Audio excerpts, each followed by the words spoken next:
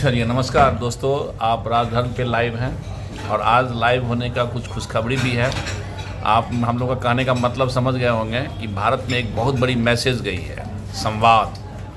बिहार से ये मैसेज उठ करके जो है सीधा संसद भवन पहुंचा है और सत्ता के गलियारे में बैठे हुए बहुत सारे अहंकारी हैं जिसका अहंकार आज चकनाचूर हो गया है। आज ना जाने बिहार में कितने जगह पे कितनी पार्टियां हो रही है। घर घर में जो है ना, लोग दिवाली और होली आज ही मना रहा है। मकसद आप समझ रहे हैं कि ना तो जनस्वराज जीता है और ना तो पीके जी जीते हैं। आज अगर जीत है तो भारत के उस जनता का है जो जनता आज विगत 5 साल से इस अहंकारियों के साथ कुचले जा रहे हैं। देख रहे हैं विगत महीना दिन में जो है मंत्रियों का अहंकार इस तरह से सर चढ़ के बोल रहा था कि जिस अहंकार के कारण से नए नए बच्चे को मारा जा रहा था, पीटा जा रहा था। तिवारी जी पे गोली से फायरिंग कर दिया। बिहार में AK-47 से सीधा शूट आउट कर रहा है, बच्चों की भीड़ पे चला रहा था। ये सारी अहंकार जो है ना चूर चूर हो गया है। और इस अहंकार पे देखिए हमारे साथ एक बहुत अच्छे प्रखर हैं, ये शिवसेना। इनसे मिलिए, ये हमारे हैं मनोज सर। कुछ बताएंगे कि पीके के जीत पे प्रशांत किशोर की जीत हुआ है या जनता की जीत हुआ है या अहंकार टूटा है? बताइए मनोज सर। ये अहंकार का हार है और पीके की जीत है और ये भारत के बिहार बांकीपुर की जनता की जीत है। ये अभी तो स्टार्ट हुआ है और जस्ट आप 1 महीने के इंतजार कीजिए, उसके बाद देखिए क्या क्या होता है। लेकिन सर आप तो बीजेपी के मतलब समझिए भयंकर अंधभक्त थे। बीजेपी लोग आपको अंधभक्त भी बोलता था। अंधभक्त नहीं थे, बीजेपी को खड़ा करने कट्टर वोटर थे, जैसा सुन लिया जाए, कट्टर वोटर थे। लेकिन अचानक ऐसा क्या हो गया, कौन सी बात हो गई कि आप इतने घोर विरोधी हो गए? क्या कारण है बताइए। वजह यह है कि जो राज किसी देश का राजा, किसी स्टेट का राजा अगर देश का राज्य का प्रजा को नहीं देख सकता है तो उस प्रजा को राज्य में रहने का कोई अधिकार नहीं है। हम लोगों ने देखा कि नीट का कांड में क्या हुआ, हम लोग ने देखा कि भरत भूषण तिवारी के कांड में क्या हुआ। ये सारी चीज़ें ऐसी चीज़ें बतला रही थी कि हम लोगों को फोर्स कर दिया, क्या कि हम लोग बीजेपी को जब हम लोग बना सकते हैं तो गिरा भी सकते हैं। और ये पहला कदम था, हम लोगों का कोशिश था। मतलब आप मैसेज देना चाहते हैं कि अभी भी है, आप सुधर जाओ तो शायद कुछ अच्छा हो सकता है। अगर आप नहीं सुधरोगे अच्छा नहीं हो सकता।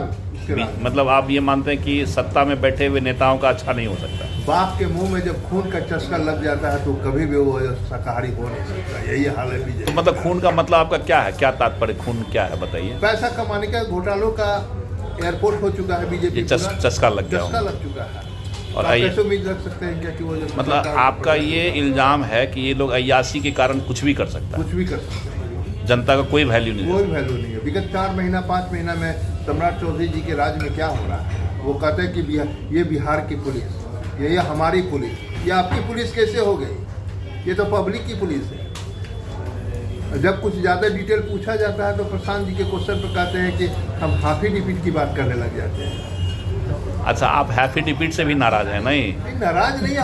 हम लोग जब बाहर जाते हैं तो हम लोग को ये उम्मीद रहता है कि भाई हमारा जो रिप्रेजेंटेटिव हो वो कम से कम उससे उच्च विचार का हो। तो अब आप देश के जो कुछ बिगड़ेल नेताओं लोग हैं, जिसको आप कहते हैं कि सर ये बिगड़ेल हो गया है, अय्याशी के सुख मौज में इतना डूब गया है, तो उसके लिए क्या आप मैसेज देना चाहते हैं आने वाले इलेक्शन के लिए? हम क्या मैसेज देंगे? आने वाले समय में खुद कॉकरोच सब कुछ संभाल लेगा।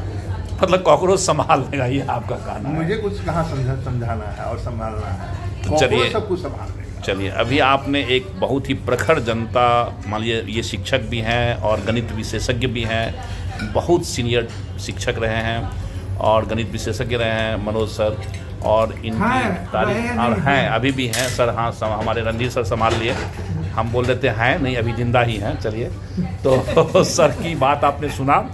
ये हम लोग आपस में बैठ करके जो है सब विचार कर रहे हैं। कितना लोग, देखिए अभी तारीफ, आपको ताजुब ये लगेगा कि हर अपार्टमेंट में, ये पटना का जो जीत है ना बांकीपुर का, ये हर अपार्टमेंट में एक एक लोग खुशी मना रहा है। तो चलिए, अब ये मनोज सर से आपकी बातें हो गई, मुलाकात, अब आपको मिलाते हैं हमारे माननीय रणधीर सर हैं, डॉक्टर रणधीर सर हैं, और बहुत ही यूँ मान के लिए शिक्षाविद हैं और इनका शिक्षा में बहुत बड़ी जो है पहचान है, क्योंकि इन्हें कई डॉक्टर बच्चे बनाए हैं। नीट पे इनका बहुत पकड़ है और बच्चे इनसे पढ़ने के लायक होते हैं। तो रणधीर सर, आप कुछ बताइए, राजनीति में आप क्या, कुछ बिहार के राजनीतिक उथल पुथल में आप क्या कहना चाहते हैं?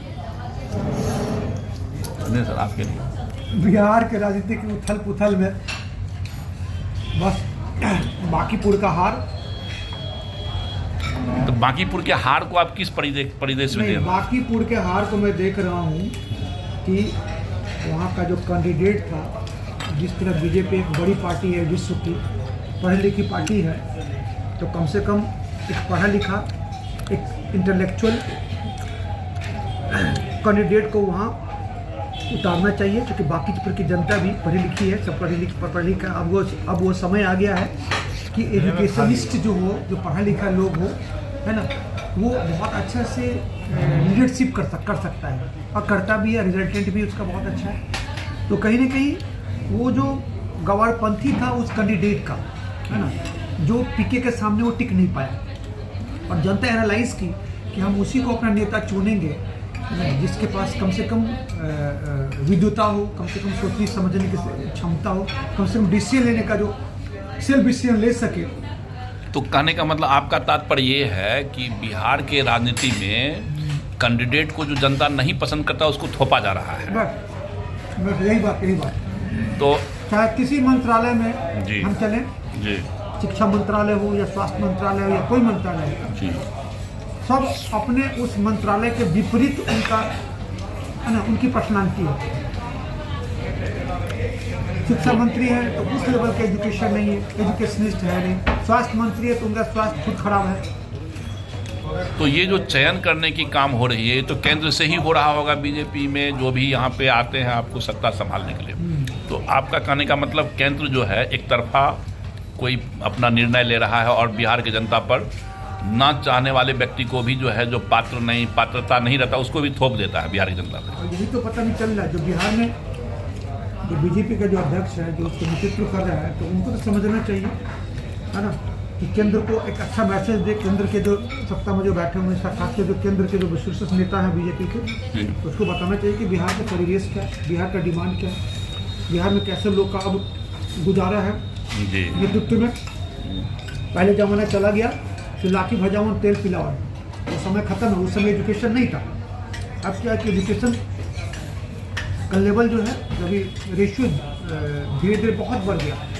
तो अब इस समय कोई भी जनता है, अब देख रहा है कि मेरा कैंडिडेट कितना पढ़ा लिखा है, कितना समझदार है और कितना अच्छा से हमारे क्षेत्र का नेतृत्व कर सकता है। तो आप पटना बांकीपुर को पूरे भारत में जनता के जो इच्छा है, इच्छा के विरुद्ध कैंडिडेट का चयन करना ही पार्टी की हार का मेन कारण मानते हैं? ये एक संदेश है, हार नहीं है, ये एक संदेश है बीजेपी का, है ना, कि विश्व के बड़े पार्टी आप हैं, बड़े बड़े नेता आपके पास है, विद्वान भी है ना, तो आप अपनी गरिमा को, अपनी क्वालिटी को बनाए रखिए और जिस प्रकार का नेतृत्व है उसके अनुकूल काम करिए, उसके प्रतिकूल काम मत करिए। तो चलिए, अभी आपने हमारे डॉक्टर रणधीर सर, जो बहुत ही बड़े शिक्षाविद हैं बिहार में, तो उनके विचार की बातों को समझा कि उन्होंने राजनीति में क्या एक्सपेक्टेशन और उनकी जो है केंद्रीय नेतृत्व जो है बीजेपी के, उनसे इनकी क्या अपेक्षा है, इसके बारे में आपने सुना।